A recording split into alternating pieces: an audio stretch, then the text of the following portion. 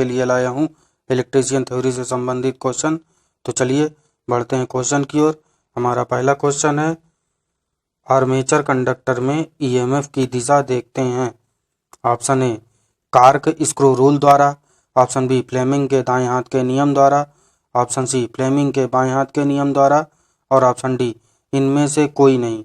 इसमें हमारा सही आंसर क्या हो जाएगा? इसमें हमारा सही आंसर हो जाएगा ऑप्शन बी, फ्लेमिंग के दाएं हाथ के नियम द्वारा ईएमएफ की दिशा देखते हैं। ठीक है दोस्तों, चलिए बढ़ते हैं अगले क्वेश्चन में। अगला क्वेश्चन है, जनरेटर में ईएमएफ पैदा होता है। ऑप्शन ए फैराडे के इलेक्ट्रोमैग्नेटिक इंडक्शन के पहले नियम पर, ऑप्शन बी फैराडे के इलेक्ट्रोमैग्नेटिक इंडक्शन के दूसरे नियम पर, ऑप्शन सी फ्लेमिंग के दाएं हाथ के नियम पर, ऑप्शन डी फ्लेमिंग के बाएं हाथ के नियम पर। तो हमारा सही आंसर क्या हो जाएगा? हमारा सही आंसर हो जाएगा ऑप्शन ए, फैराडे के इलेक्ट्रोमैग्नेटिक इंडक्शन के पहले नियम पर जनरेटर में ईएमएफ पैदा होगा। ठीक है दोस्तों, चलिए बढ़ते हैं अगले क्वेश्चन की ओर। अगला क्वेश्चन है हमारा, डीसी जनरेटर में आर्मेचर लेमिनेटेड कोर का बनाया जाता है ताकि कम की जा सके। Option A eddy current, option B कामर हानियाँ, ऑप्शन सी वायु घर्षण हानियाँ, ऑप्शन डी इनमें से कोई नहीं। तो इसमें हमारा सही आंसर क्या हो जाएगा? इसमें हमारा सही आंसर हो जाएगा ऑप्शन ए, एडी करंट। ठीक है दोस्तों, एडी करंट के लिए इसको बनाया जाता है। ठीक है दोस्तों, चलिए बढ़ते हैं अगले क्वेश्चन में। कम्यूटेटर में इंसुलेशन होता है। Option A insulating tape, option B carbon brush, option C mica और ऑप्शन डी इनमें सभी। तो इसमें हमारा सही आंसर क्या हो जाएगा?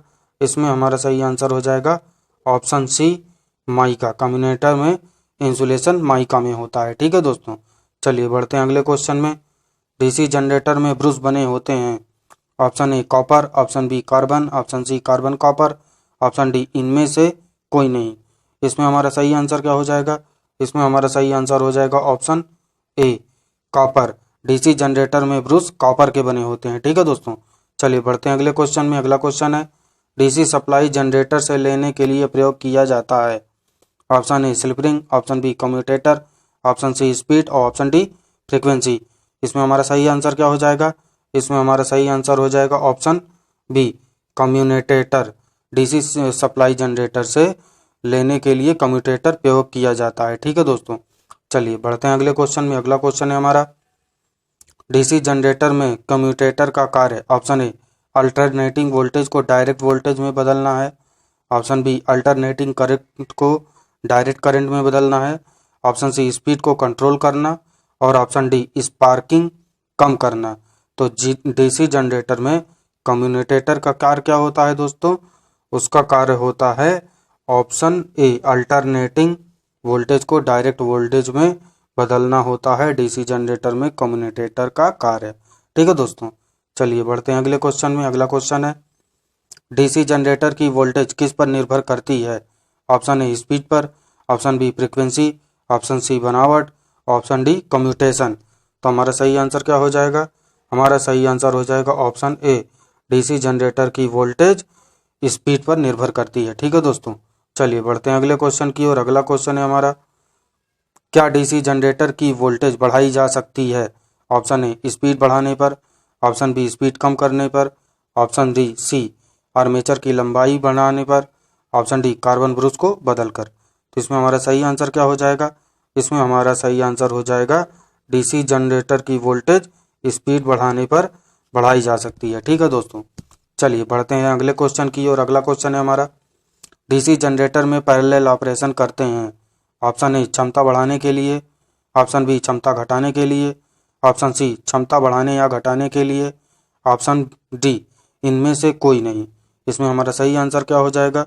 इसमें हमारा सही आंसर हो जाएगा ऑप्शन सी, क्षमता बढ़ाने या घटाने के लिए डीसी जनरेटर में पैरेलल ऑपरेशन करते हैं। ठीक है दोस्तों, चलिए बढ़ते हैं अगले क्वेश्चन की ओर। अगला क्वेश्चन है, डीसी जनरेटर में किस विधि द्वारा ईएमएफ उत्पन्न होता है। ऑप्शन ए रासायनिक, option B dynamic, option C heating और ऑप्शन डी चुंबकीय। तो इसमें हमारा सही आंसर क्या हो जाएगा? इसमें हमारा सही आंसर हो जाएगा डीसी जनरेटर में डायनेमिक विधि द्वारा ईएमएफ उत्पन्न होता है। ठीक है दोस्तों, चलिए बढ़ते हैं अगले क्वेश्चन की ओर। अगला क्वेश्चन है हमारा, जब आर्मेचर चुंबकीय क्षेत्र के क्रॉस घूमता है तब आर्मेचर में पीडी उत्पन्न होता है। Option A inductance, option B conductance, option C reactance, option D कोई नहीं। तो इसमें हमारा सही आंसर क्या हो जाएगा?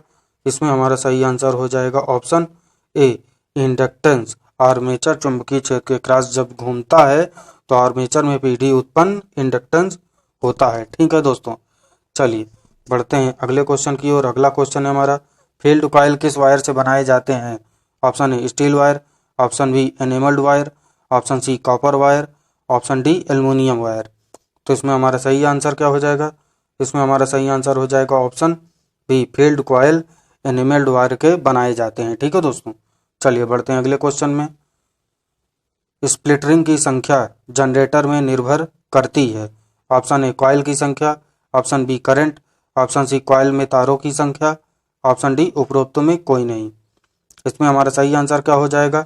इसमें हमारा सही आंसर हो जाएगा ऑप्शन ए कॉइल की संख्या स्प्लिटरिंग की संख्या जनरेटर में निर्भर करती है। ठीक है दोस्तों, कॉइल की संख्या पर जनरेटर में निर्भर करती है।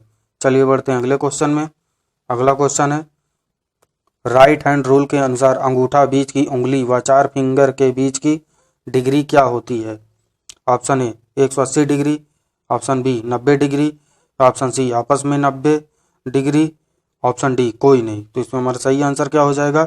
इसमें हमारा सही आंसर हो जाएगा ऑप्शन सी आपस में 90 डिग्री। ठीक है दोस्तों, ये हमारा सही आंसर हो जाएगा। चलिए बढ़ते हैं अगले क्वेश्चन की ओर। कम्यूटेटर के किस भाग पर आर्मेचर बाइंडिंग की तारों को सोल्डर किया जाता है? Option A riser, option B segment, option C carbon brush, option D इनमें से सभी। इसमें हमारा सही आंसर क्या हो जाएगा? इसमें हमारा सही आंसर हो जाएगा ऑप्शन ए राइजर। कम्यूटेटर के भाग पर आर्मेचर बाइंडिंग की तारों को राइजर के द्वारा सोल्डर किया जाता है। ठीक है दोस्तों, चलिए बढ़ते हैं अगले क्वेश्चन में। डीसी जनरेटर में क्रांतिक प्रतिरोध का संबंध है। ऑप्शन ए आर्मेचर द्वारा, ऑप्शन बी लोड द्वारा, ऑप्शन सी क्षेत्र कुंडलन द्वारा, ऑप्शन डी कंपनसेटिंग कुंडलन द्वारा। तो इसमें हमारा सही आंसर क्या हो जाएगा? इसमें हमारा सही आंसर हो जाएगा डीसी जनरेटर में क्रांतिक प्रतिरोध का संबंध क्षेत्र कुंडलन के द्वारा होता है। ठीक है दोस्तों, चलिए बढ़ते हैं अगले क्वेश्चन की ओर। अगला क्वेश्चन है, डीसी जनरेटर के क्षेत्र कुंडलन का प्रतिरोध क्रांतिक प्रतिरोध के तुल्य होने पर ऑप्शन ए मशीन में अधिकतम विद्युत वाहक बल प्रेरित होना, ऑप्शन बी मशीन में अधिकतम शक्ति उत्पन्न होगी, ऑप्शन सी प्रेरित विद्युत वाहक बल शून्य होगा, ऑप्शन डी क्षेत्र कुंडलन जल जाएगी। इसमें हमारा सही आंसर क्या हो जाएगा? इसमें हमारा सही आंसर हो जाएगा ऑप्शन सी प्रेरित विद्युत वाहक बल शून्य हो जाएगा।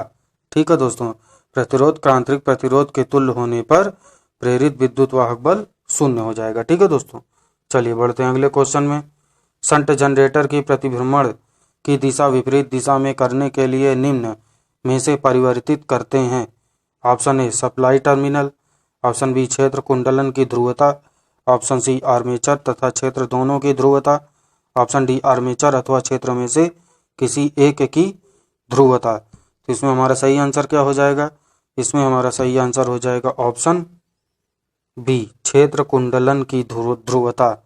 इसमें हमारा ये सही आंसर हो जाएगा। ठीक है दोस्तों, चलिए बढ़ते हैं अगले क्वेश्चन की ओर। अगला क्वेश्चन है, एक डीसी जनरेटर में उत्तेजन हेतु 10 हर्ट्ज आवृत्ति के प्रत्यावर्ती वोल्टता प्रयुक्त की गई है।